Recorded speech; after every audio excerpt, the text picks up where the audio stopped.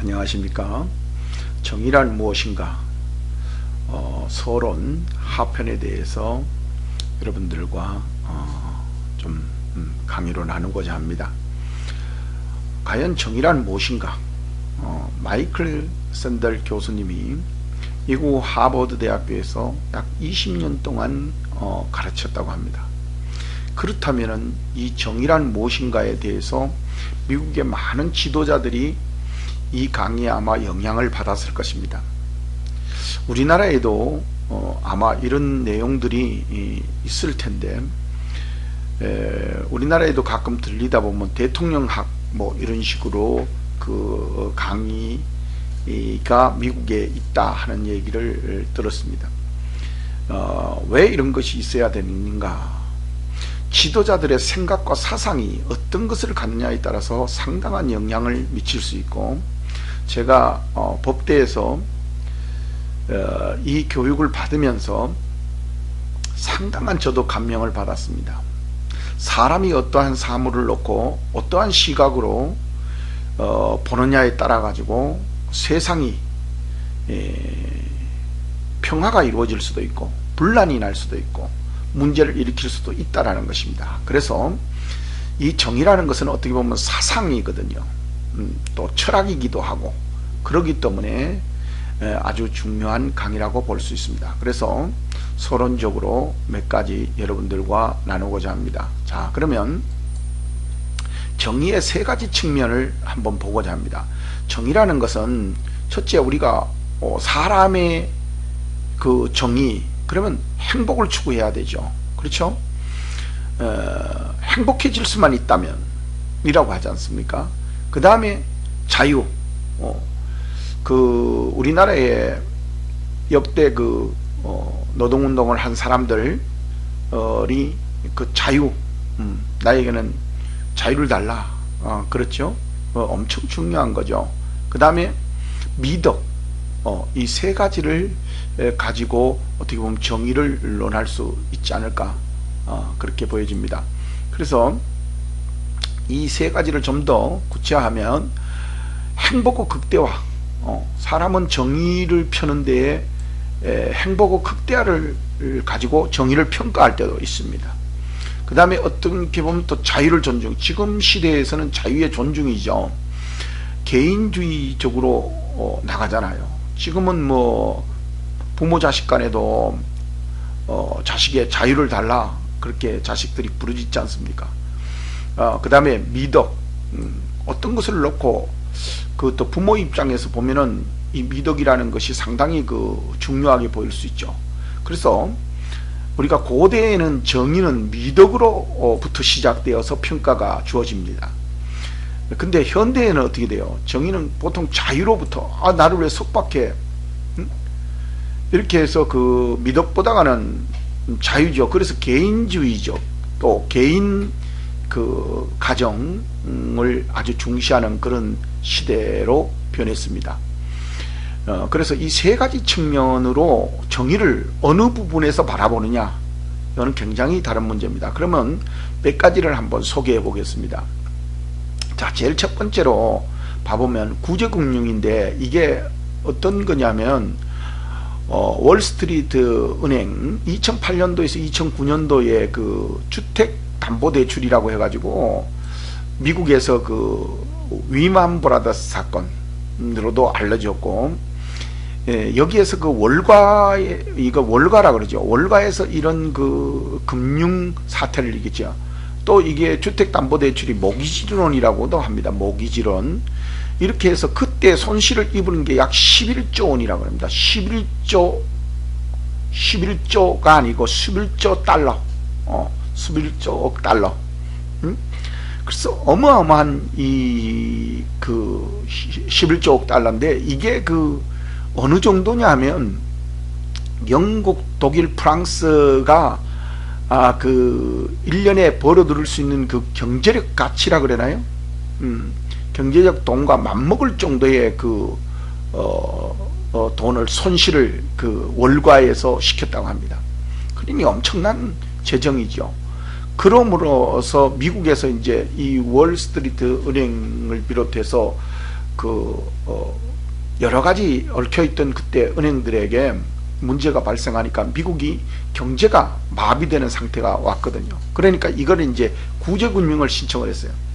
그러니까 이제 구제금융을 미국 정부에서 줘야 되느냐 말아야 되냐 했는데, 이게 원체 그 부실이 심하고 규모가 너무 크니까 이 구제금융을 주지 않을 수가 없었어요. 그래서 2008년도 10월 조지 부시 대통령이 구제금융을 승인할 수밖에 없었다. 그래서 그때 승인한 것이 7천억 달러, 7천억 달러, 어마어마한 지원이죠.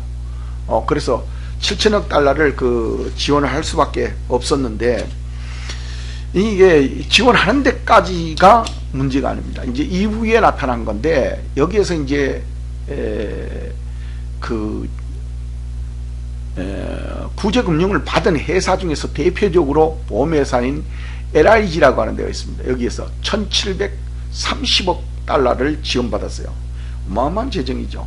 그럼 1730억 달러를 지원받아 가지고 이거를 구제금융에 써야 되는데, 그때의 이 지도자들, 그때의 사장들로부터 시작해 갖고 이 문제가 된 것이 바로 이겁니다. 이 지금 현재 1730억 달러를 지원받아 가지고 상여금으로 1억 6,500만 달러를 지급을 했다고 합니다. 그러니 이 참 문제가 심각하죠.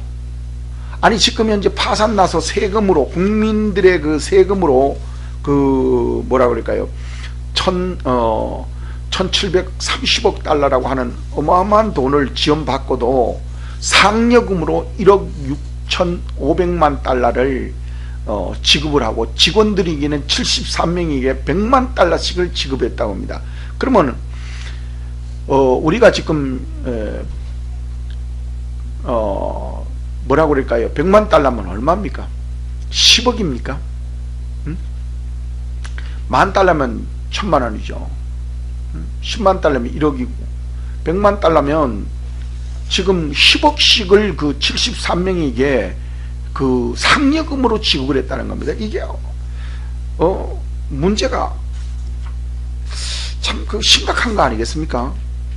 그래서 여기에서 이제 그 문제가 발생한 게, 미국인들이 들고 나고 또 이제 그 매스컴에서 들고 일어나고 어떻게 구제금융을 이렇게 받을 수 있느냐, 그래서 너무 탐욕스럽지 않냐, 이렇게 해서 이제 문제가 사회적으로 발생을 했어요. 그러니까 이제 미국 의회에서도 나서 가지고 이거를 문제를 삼았죠. 그래가지고 5천만 달러인가가 회수되었다고 하는데, 이 금융가라고 하는 것은 수익을 극대화하는데, 어떻게 보면 자기의 수익을 극대화하는 것을 목적으로 하기 때문에 세상이 어떻게 문제가 됐다라는 것을 별로 그거에 대해서 뭐라 그럴까요? 생각을 하지 않습니다. 우리나라도 IMF 때에 문제가 생겼죠. 그럼 IMF 때 그 문제 생겼는 데에 과연 그때 문제 생겼던 속에서 책임진 사람이 있느냐? 그때의 IMF 때에 많은 사람이 자살했죠. 그것 때문에 참으로 그 어려운 시기에. 근데 그때 국민들이 하는 말이 뭐냐면, 나는 가만히 있었는데 어느 날 부도났다는 거예요. 어느 날 가만히 있었는데. 그럼 그 돈들이 다 어디 갔다는 겁니까? 자, 여기에서 700만 달러, 11조 달러가 손실을 봤다는데 그 돈이 다 어디로 갔냐 이거죠. 참 아이러니하죠. 그래서 지금 현재 민주주의 국가에서 정의라는 것이 무엇이냐 하는 걸 생각해 보시길 바랍니다. 그리고 경제자들이 이 보수관계인데, 미국에서는 지금 현재 오너들, CEO들이 받아가는 보통 보수가 1330만 달러가 1년에 받아가고 있답니다. 유럽에서는 660만 달러, 일본은 150만 달러를 받아가고 있다고 합니다. 그럼 한국은 얼마를 받아가고 있겠느냐? 그래서 지금 현재로서 우리나라에 뭐 몇 년 전이죠. 지금 현재 우리나라에 보통 뭐 한 달에 30억, 그쵸? 맞죠? 그 다음에 우리나라 오너, 지금 현재 대통령이나 이런 분들은 뭐 지금 현재 1억, 2억, 3억 뭐 이 정도로 받아가고 있죠. 국회의원들이 뭐 1억에서 2억 사이 이렇게 받아가고 있죠. 그러면 과연 이제 이 사람들이 받는 돈이 정당한 것이냐? 근데 그 월급이 그거죠. 그분들이 판공비나 주변으로서 그분이 딸려서 쓰는 것들, 외부적으로 자기네들 활동하면서 쓰는 비용들은 좀 더 또 별도로 계산되는 거거든요. 그래서 이런 그 보수관계가 엄청난 그런 그 문제를 일으키고 있죠. 자, 그 다음에 한번 보시길 바랍니다. 그 다음에 이제 내가 세월호를 하나를 드러났는데, 자, 세월호가 우리나라의 이슈가 얼마나 컸습니까? 배가 침몰했어요. 침몰하는 것까지야 뭐 문제가 되겠습니까? 그쵸? 근데 침몰하는데 2014년도 4월 16일 날 인천에서 출발한 이 세월호가 진도 앞바다 근처에서 침몰하면서 약 304명이라고 하는 어마어마한 사람들의 그 죽음을 가져온 대참사였죠. 그때 그 중에서 수학여행을 가던 안산 단성고 2학년들 뭐 324명이 탑승을 했다고 합니다. 근데 얼마나 많은 학생들이 여기서 참사를 당했습니까? 참 이거 뭐 그 누구의 잘못이냐 이거죠. 그쵸? 자, 잘못을 한다 그래도 생명을 앗아갈 권리는 누구에게도 없습니다. 세월호 참사 당시 약 300명이라고 하는 엄청난 배 하나에 300명이라는 그 침몰을 사망을 가져오게 된 이 사건. 이때의 그 최고의 선장이 이준석 선장이죠. 이준석 선장이 우리도 그때 쓰러져 가면서 카메라에 비치는 거, TV 영상에 나오는 걸 다 봤지 않습니까? 넘어가는데도 불구하고 누구 하나도 거기에서 학생들이 나와라! 끄집어내면 되는데 왜 안 나라고 했는지를 이해를 못 한다는 거죠. 자, 그러면 이때의 그 문제로 인해 가지고 선원 15명 2014년도 5월 재판에 넘겨졌습니다. 자, 2015년도 11월 달에 이제 대법원에서 판결이 났는데 선장이 무기징역입니다. 그런데 여기에서 이제 그 무기징역이나 사형 선고 담임이죠. 근데 형량을 이렇게 받으면서 그 제목이 뭐냐 하는 거죠. 제목이. 자, 그 다음에 여기에 이제 그 달려갔던 사람이 해경 1, 2, 3정 정장, 그러니까 그때에 그 달려간 해경 어떻게 보면 책임자죠. 달려가 가지고 아니 빨리 나오라. 끄집은 배가 넘어가고 있는데도 왜 그 사람들을 나오지 않게 했을까요? 아직도 이해가 안 가잖아요. 그래서 여기에서 이분이 달려가면서도 그 의무를 다하지 않았다 해서 업무상 과실치사 혐의로 징역형 3년을 받았습니다. 현장 구조 지휘관에게 과실치사상 혐의가 인정된 사례는 이번이 처음이라고 합니다.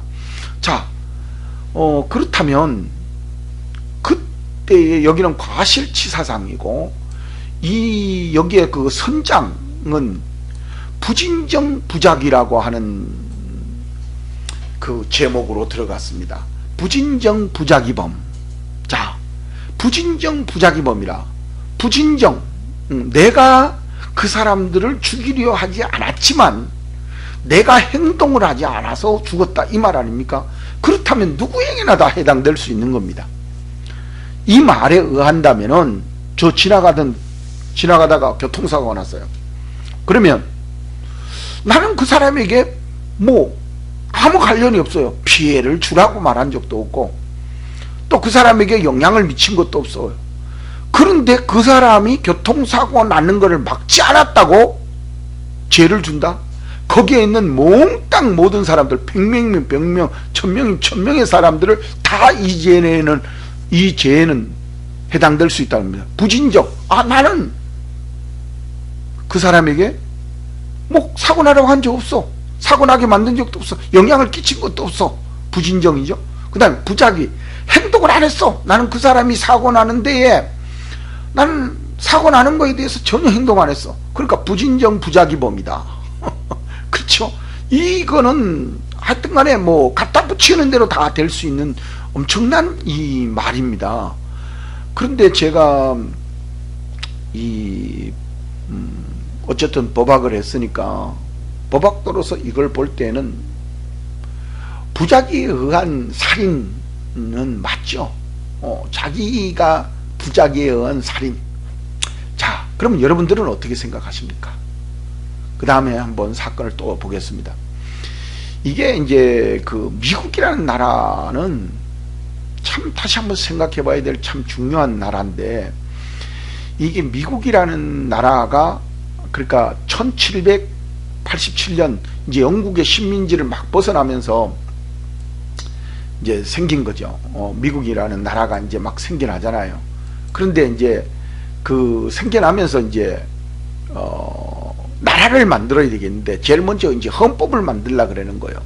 그래가지고 헌법을 어떻게 만들어야 되면 좋냐 하고 막 그 서로 이제 옥신각신하는 중에서 13주, 즉 우리나라 도처럼 미국의 13주에서 그 이제 대표자들이 모인 거죠. 모여가지고 헌법을 논의한 거예요.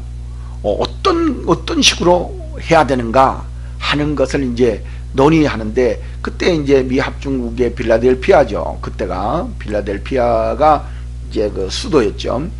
모여가지고 이제 그 헌법 초안을 작성해야 되는데, 뭐가 문제가 됐냐면 개인의 권리입니다. 개인의 권리, 시민의 개인의 권리를 어떻게 그걸 해야 되겠느냐 하는 것을 놓고 이제 그 서로 그 옥신각신 한 거죠. 옥신각신 한 겁니다. 근데 참 미국이라는 나라가 헌법을 제정하기 전에 헌법을 제정하는 사람들의 그 생각과 사상이 참 정말 참 존경할 만하다. 저는 제가 법을 배우면서 미국을 존경 안 할 수 없다, 이런 생각입니다. 법을 배우면서 제가 미국을 존경 안 할 수 없다, 이런 생각이 들 정도로 정말 감사했다. 자, 그 다음에 보면은 여기에 보면은 영국의 권리장전, 버지니아의 권리선언, 뭐 이런 것들이 있습니다. 여기에 대해서 우리가 좀 더 보면은 개인의 권리에 대해서 식견이 있는 사람들은 개인의 권리에 대해서 특정할 필요성이 있다, 없다, 이렇게 이제 서로가 이제 막 뭐라 그럴까요? 분쟁이 생긴 거예요. 헌법에 개인의 권리를 넣어야 되느냐, 헌법에 개인의 권리를 넣지 말아야 되느냐 하는 이것이 있은 거죠. 그래서 그때의 유명한 지도자 토머스 제퍼슨이 제임스 메디슨에게 편지를 보냈습니다. 이 제임스 메디슨은 헌법학자로서 그 미국의 헌법에 초안한 사람이죠. 이 사람에게 이제 그 토머스 제퍼슨 의원이 이제 뭐라 그럴까요? 편지를 썼는데, 어떤 경우라도 국민은 이 땅의 모든 정부에 대해 자신의 권리를 주장할 수 있으며 올바른 정부라면 이것을 거부할 수 없다. 없다, 네, 이렇게 썼어요. 그러니까 네는 이거 뭐요? 이분하고 친구였다라는 거죠. 그러니까 친구를 설득하기 위해서 시민이 정부를 향해서 권리를 주장한다. 올바른 정부라면은 그 주장하는 것을 거부할 명분이 없다. 이것을 듣고 나서 제임스 메디슨은 그 주장이 옳다라고 받아들였다고 합니다. 그러니 참 저는 이거를 보고 훌륭하다. 왜? 이미 미국은 출발할 때에 정신이, 사상이 시민을 중요시하는 그런 사상이었다는 거죠. 우리나라는 뭐라고 그럴까요? 처음에 우리나라를 형성하는 사람들은 자기 권리를 위해서 싸웠다고 볼 수 있죠. 왜 그러냐면 그때 대표적인 게 뭡니까? 김구 선생을 암살됐지 않습니까? 김구 선생을 암살될 정도의, 암살을 시킬 정도의 위치에 있었던 사람은 누구일까요? 그때 당시에. 뭐 안두희가 무슨 권리가 있어서 그때 암살할 수 있는 권리가 있었겠습니까? 자, 그렇다면 한번 보시길 바랍니다. 토마스 제퍼슨이 제임스 매디슨에게 서신을 보냈다. 제임스는 어떤 경우라도 국민은 이 땅의 모든 정부에 대해서 자신의 권리를 주장할 수 있으며 올바른 정부란 이를 거부할 수 없네 라고 적었다고 합니다. 그래서 그때에 제임스 매디슨이 이제 미국의 권리장전을 만들었는데 그 권리장전의 내용이 이겁니다. 참. 근데 이게 제1조에 이렇게 딱 나왔다는 겁니다. 저는 이거를 보고 미국은 우리나라하고 차원이 틀은 겁니다. 차원이 틀려요. 자, 한번 봐보세요. 제가 왜 차원이 틀리다고 하는가?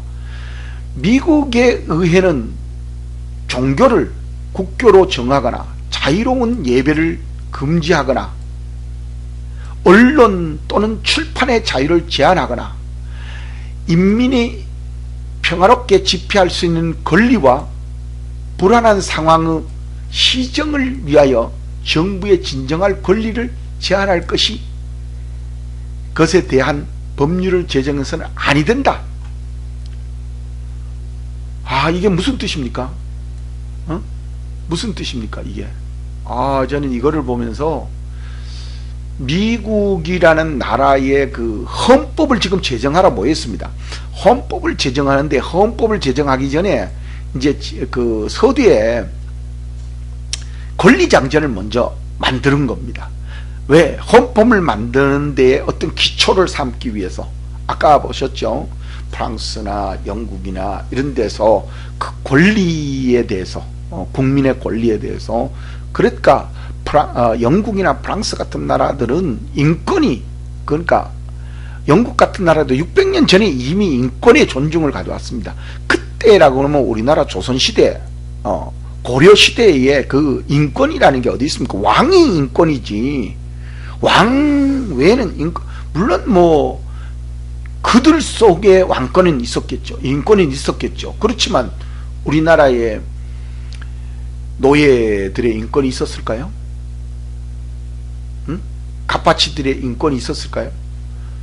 없었어요. 자, 여기에서 이제 저는 종교인이니까 한번 봐보세요. 종교의 뭐라고 그럴까요?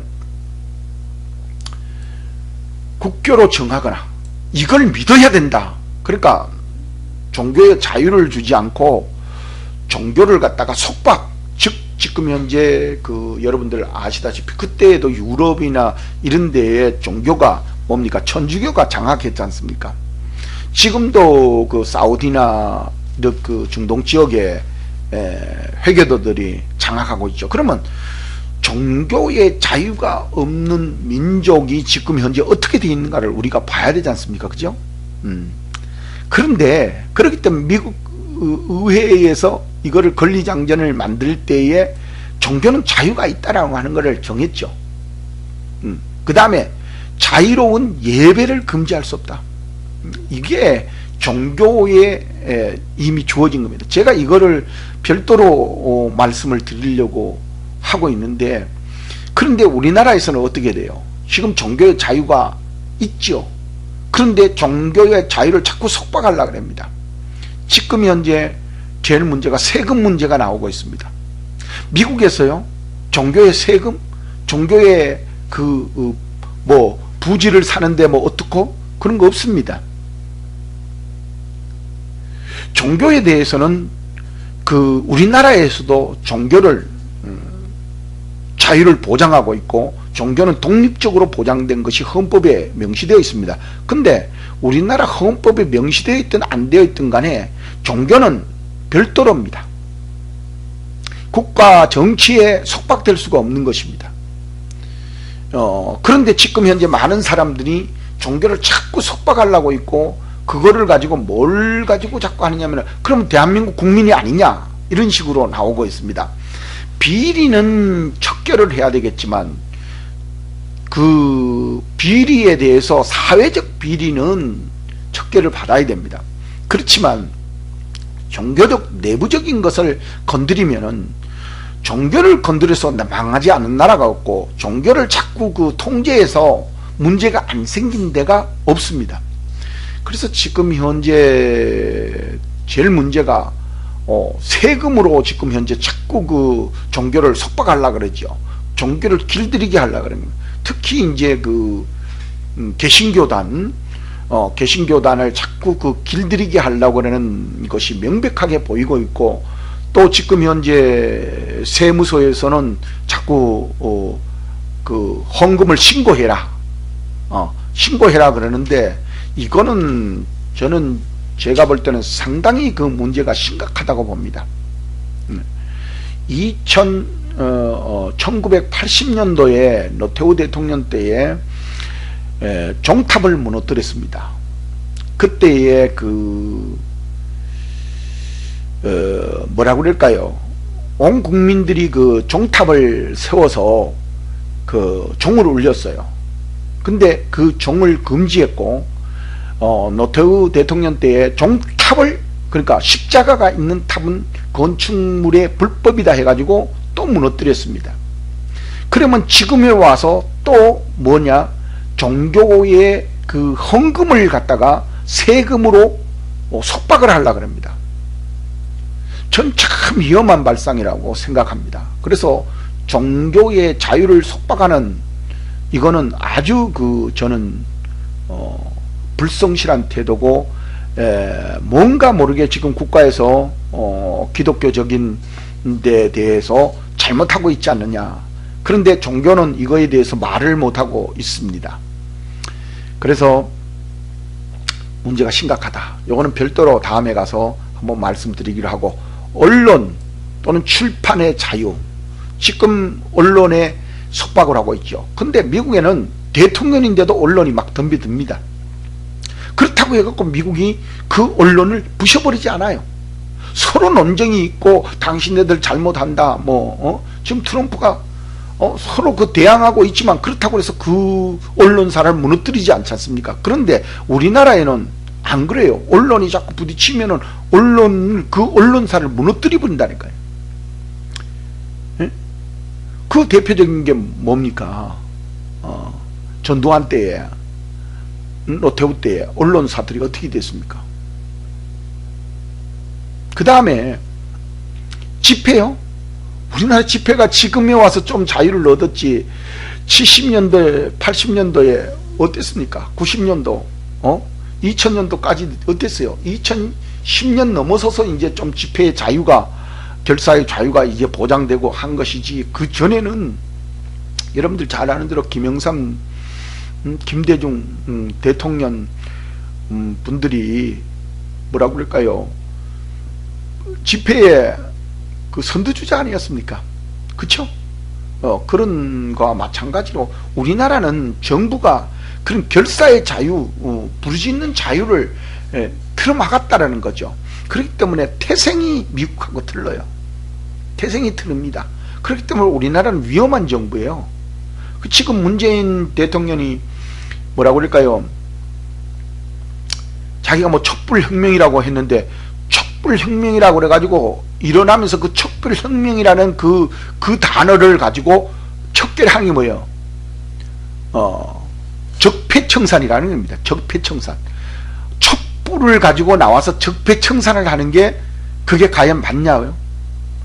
국민들을 볼 때에는, 보편적으로 볼 때는 맞다라고 보여지죠. 그렇지만 절대 그렇게 해서 촛불혁명으로 나왔으면은 국민들을 다독거리고 국민들에게 이상을 심고 뭔가 이렇게 가야 되는데, 뭔가가 적폐청산이다 그러면서 전직 대통령들을 다 잡아놓는데, 이건 좀 뭔가 생각해 봐야 됩니다. 그래서 권리를 제한할 것, 대한 법률을 제정해서는 안 된다. 이런 법률은 제정해서 안 된다. 라고 하는 그 미국의 기본적 그 이념, 철학, 이게 이 권리장전 1호에 담겨 있다고 봅니다. 그래서 이것을 소개합니다. 자, 그 다음에 여러분들 지금 현재 우리가 좀 더 생각해 봐야 될 것이 있는데, 그러면 과연 정의라는 것이 어떤 것이 정의였느냐 하는 문제를 또 한번 생각해 보십시다.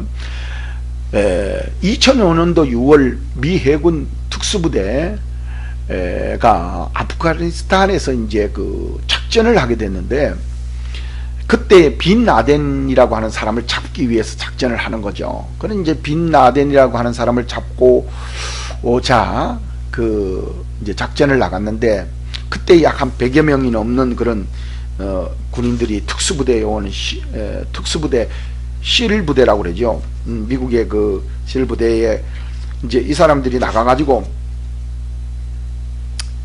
작전하는 중 수색을 나갔습니다. 근데 수색하는 중에 어느 마을에 이제 뒷동산에 딱 갔는데, 이제 뭐 이 사람들이 뭐 드러나게 다니겠습니까?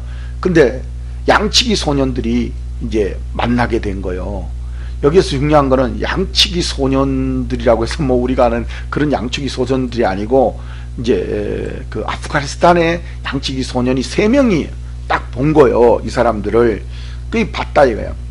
그러면 이제 이 사람들이 특수부대 작전이니까 이게 알려져서는 안 되지 않습니까? 그래서 이제 그 한쪽에서는 이 양치기 소년을 죽여야 된다. 그런데 이 한쪽에서는 죽여서는 안 된다. 저들이 양치기 소년인데 어떻게 죽일 수가 있냐. 이제 이렇게 그 논쟁이 벌어진 거죠. 어떤 것이 옳으냐, 어떤 것이 이 불행하냐, 이게 참 맞냐 안 맞냐, 이거를 갖다가 이제 딱 넣는 거죠. 그런데 그때 이제 대장이 누구냐면 루트릴이라고 하는 이분이었는데, 이분이 이제 그리스도적인 입장에서 여기 뭐라고 그럴까요? 마이클 샌더슨 교수님이 이제 예화를 드러난 것에서 보면, 이분이 결국 기독교인으로서 자기는 죽일 수 없다. 이 사람들이 죄를 지은 게 아니지 않냐 이거요. 그래가지고 이분들을, 이 양치기들을 살려서 그냥 보냈습니다. 그 보내고 나서 얼마 가지 않아 가지고 이 양치기 소년들이 그 빈 라덴의 군대에 알려줌으로 인해 가지고 뭐라고 그럴까요? 이 특수부대 실려원들이 100여 명이 넘는 인원들이 그냥 다 몰살당했죠.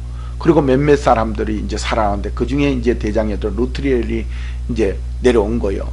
내려왔는데 그 아프가니스탄 사람들이 숨겨져 가지고, 그래서 들키지 않도록 숨겨져서 이 사람은 살아 돌아와서 이제 책을 썼다고 합니다.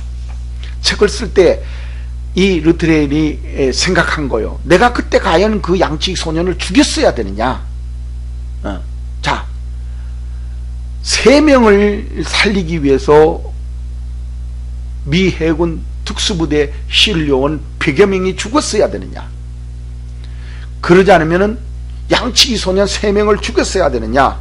그런데 그때의 루트리엘은 돌아와서 죽이는 게 맞았다는 거죠. 자, 그러면 여기에서 이제 철학적으로 이거를 어떻게 정립을 해야 되느냐, 이런 문제가 늘 발생하고 있지 않습니까? 그럼 발생했을 때에 이런 거를 어떻게 처리를 할 것이냐 하는 문제의 학문이 철학입니다. 생각해보고 또 생각해보고 하는 거. 그래서 자, 이 책의 목적, 그러니까 정의란 무엇인가에 대한 책의 목적에 대해서 이 샌들 교수님이 써놓은 내용입니다. 독자들의 정의에 관한 자신의 견해를 비판적으로 고찰한다. 그러니까 비판적으로 고찰해 봐야 된다. 자기 자신에 대해서, 자기 자신의 견해가 어떤 것이냐 하는 것을 놓고 비판적으로 생각해야 된다는 거죠. 그래서 고찰해서 자신의 생각을 확인하고, 그래, 자, 왜 그렇게 생각하는지 고민하게 하는 것이 이 책의 목적이다 하는 것이죠. 저도 여기에 대해서 고민을 하는 거죠. 기독교란, 기독교의 생각, 기독교의 가르침이 어떤 것이 맞느냐, 지금의 현재 맞느냐 하는 문제 한번 생각해 볼 수 있는 거죠. 자, 그렇다면 여기에서 이제 하편을 마치면서 한번 생각해 보도록 하겠습니다. 자, 생각하는 시간을 한번 가져보겠습니다. 그러면 생각할 때 제가 이슈를 드는데, 대통령들에 대해서, 전직 대통령들에 대해서 한번 생각을 해 보십시다. 전두환 대통령, 노태우 대통령, 그 다음에 여러분들이 잘 아는 김영삼, 김대중 대통령, 또 그 다음에 누굽니까? 노무현 대통령. 자, 이명박 대통령, 박근혜 대통령. 자, 이 현대에 내려온 그 대통령들에 대해서 한번 생각해 보시고, 자, 지금 현재 박근혜 대통령이 지금 감옥에 들어가 있습니다. 제가 이것만 대해서 한번 논해보고자 합니다. 자, 박근혜 대통령이 지금 현재 여러 가지 문제로 인해서 감옥에 들어가 있는데, 과연 이것이 옳으냐 하는 거죠. 과연 이것이 무엇이냐 하는 거죠. 이게 이미 지금 현재 문 대통령이 이것을 가지고 과연 올바로 판단하고 적폐청산을 하는 것이냐 하는 문제죠. 대통령이 누구든 이중처벌을 하면 안 됩니다. 이중처벌을 하면 안 돼요. 대통령은 대통령으로서 일할 때에는 모든 것에 사명권이 있어요. 헌법에도 대통령은 대통령으로서 일할 그 모든 것에 있어서는 함부로 이렇게 판단해서는 안 되거든요. 물론 뭐 내란이나 누구를 죽이거나 하는 그런 문제에 있어서는 대통령도 탄핵을 받아야 되지만, 지금 현재 대통령이 탄핵받아야 될 요건이 저는 뭐 크게 되지 않는다고 보는데, 문제는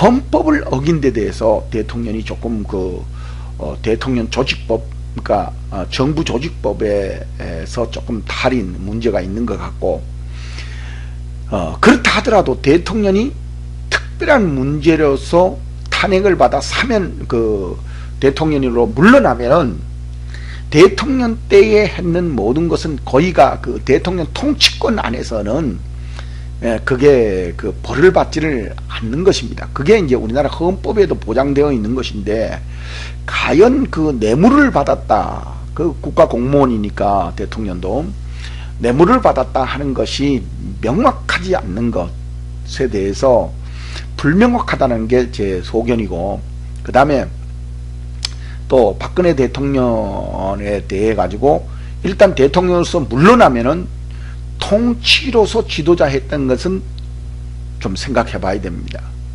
누구에게 벌을 주려고 할 때에. 그래서 여러분들은 어떻게 생각하십니까? 정의란 무엇인가? 과연 그러면 정의란 무엇인가에 대해 가지고 여러분들이 지금 앞에서 샌들 교수님이 들어놓았던 그런 거, 여기에서 이제 세월호만 내가 하나 집어넣고 나머지는 샌들 교수님이 이렇게 예화를 들었는 겁니다. 그래서 이것을 여러분들이 한번 생각해 보시기를 부탁을 드립니다. 지금까지 경청해 주셔서 감사합니다.